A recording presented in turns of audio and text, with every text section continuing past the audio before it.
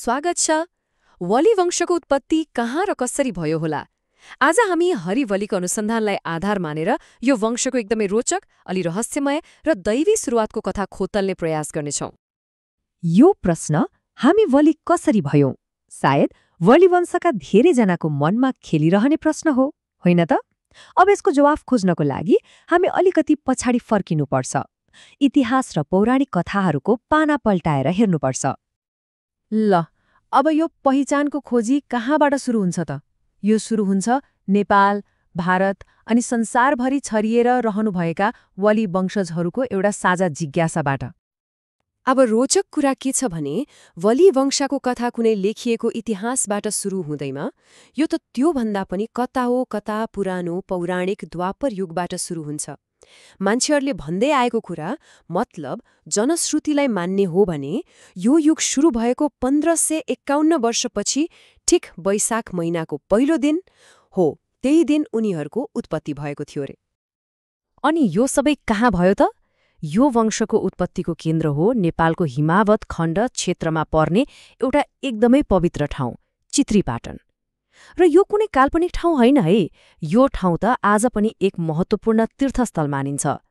यसले नै देखाउँछ कि यो कथाको जरा कति गहिरो छ। आज सुन्नुहोस् न, यो ठाउँ कतिसम्म पवित्र थियो भने नि पौराणिक कथाहरूले भन्छन् कि स्वयं भगवान श्रीकृष्ण पनि हरेक वर्ष यहाँ दर्शन गर्न आउनुहुन्थ्यो। सोच्नुहोस् त। अब बलिहरूको सृष्टि कसरी भयो भन्ने कुरा पनि साधारण छैन। कथाअनुसार भगवान श्रीकृष्णले आफ्नो दैवी शक्ति प्रयोग गरेर अरू केहीबाट होइन, पवित्र कुश घाँसबाट उनीहरूलाई जीवन दिनुभयो र उत्पत्तिको यही अनौठो तरिकाले नै उनीहरूको पूरै पहिचानलाई आकार दिएको छ। हो, यही एउटै दैवी घटनाबाट वली वंशको पहिचानका 3वटा मुख्य आधार बने, उनीहरूको नाम, गोत्र अनि शाखा। अब एक एक गरेर हेरौँ है त। सबैभन्दा पहिले उनीहरूको नाम, यो कसरी रहन गयो? कुनै पनि पहिचानको पहिलो कुरा त नाम नै हो, होइन र? त्यसो भए यो वली नाम चाहिँ कहाँबाट आयो होला?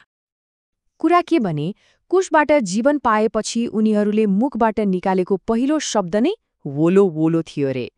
हो, त्यही पहिलो आवाज, त्यही वोलो वोलोबाटै पछि उनीहरूको वंशको नाम वली रहन गयो। कति रोचक! ल, नामको कुरा त भयो, अब पालो गोत्रको अर्थात् वंशको परम्पराको। वलीहरूको गोत्र काशील हो र अचम्म के छ भने यसको पछाडिको कारण पनि फेरि उनीहरूको त्यही उत्पत्तिसँगै जोडिएको छ। यो कुराले के देखाउँछ भने उनीहरूको वंशको जरा उनीहरूको सृष्टिमा कसरी गाँसिएको छ। जसरी एउटा सानो कुश घाँसबाट एउटा सिङ्गै वंशको सुरुवात भयो, ठिक त्यसरी नै उनीहरूको गोत्र पनि त्यही घाँसबाटै तय भयो। एकदम सोझो कुरा।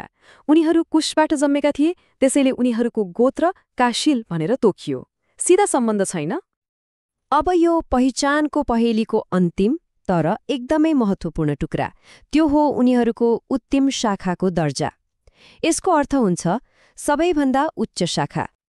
तर उनीहरूलाई यो उच्च दर्जा किन दिइयो त? कारण थियो उनीहरूको जन्मस्थल। त्यो बेला चित्रीपाटन हिमावत खण्ड क्षेत्रका 111वटा प्रमुख तीर्थस्थलहरूमध्ये एउटा मानिन्थ्यो।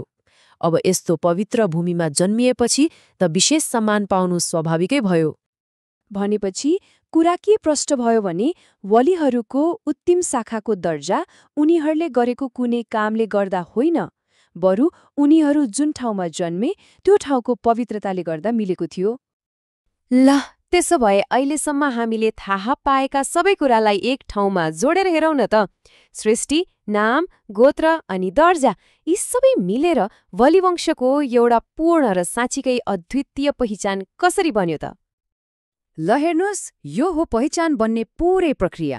पहिलो, भगवान श्रीकृष्णद्वारा पवित्र कुशबाट सृष्टि भयो।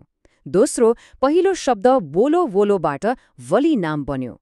तेस्रो, त्यही कुशबाट जन्मेको हुनाले काशील गोत्र स्थापित भयो। र चौथो, चित्रीपाटन जस्तो पवित्र स्थलमा जन्मिएकाले उत्तिम शाखाको दर्जा मिल्यो। देख्नुभयो, हरेक कुरा एक अर्कासँग जोडिएको छ र सबैको जड त्यही एउटा दैवी घटना हो। यो त भयो पौराणिक कथा, तर यो पुरानो कथाले आजको पुस्ताको लागि पनि एउटा एकदमै शक्तिशाली सन्देश बोकेको छ। तर दुःखको कुरा यो अमूल्य विरासत आज केही खतरामा छ। यो अनुसन्धान गर्नुहुने लेखकले केही चिन्ताहरू व्यक्त गर्नुभएको छ, जस्तै मन्दिर र पवित्र स्थलहरू भत्किँदै गएका छन्, पूजा गर्ने तरिकाहरूमा एकरूपता छैन, जसले गर्दा नयाँ पुस्तामा झन अलमल बढेको छ। त्यसैले उहाँले यो सबै कुराको संरक्षण गर्नुपर्छ भनेर जोड दिनुभएको छ। र लेखकको एउटा एकदमै मार्मिक भनाइ छ। उहाँ भन्नुहुन्छ, मरेर जाँदा हामी केही लैजाँदैनौँ, तर यदि सुनौलो अक्षरले नाम लेख्ने मौका आयो भने त्यो चाहिँ लेखौँ। यो एउटा यस्तो विरासत बनाउने आह्वान हो जुन सधैँभरि रहिरहोस्। र यही कुराले हामीलाई एउटा अन्तिम प्रश्नमा ल्याइपुर्याउँछ। आजको यो आधुनिक संसारमा कुनै पनि समुदायले आफ्नो यति गहिरो र विशेष पहिचानलाई कसरी जोगाएर राख्न सक्छ होला? कसरी यसलाई जीवन्त राख्न र सम्मान गर्न सक्छ? सायद यो प्रश्नको जवाफ हामी सबैले अनि आउने पुस्ताले पनि खोज्नुपर्नेछ।